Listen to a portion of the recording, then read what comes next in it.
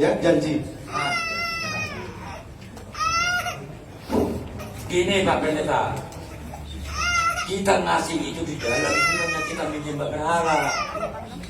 Sebentar, rokok yang dikasih itulah kenangan kemarin. Sebelum meninggalin ibu, dia ngomong anaknya mau sekolah di Bogor. Mang, kamu tinggal itu rokok sebungkus ya, seminggu juga harus sini.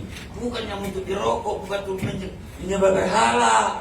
Itu hanya untuk menyenangkan yang ngasih. Atau umur kamu, Pak.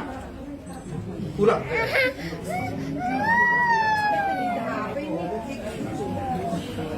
Oke, kekerasan kita. Bukan. Saya pendeta. Itu siapa? Oke, kekerasan kita.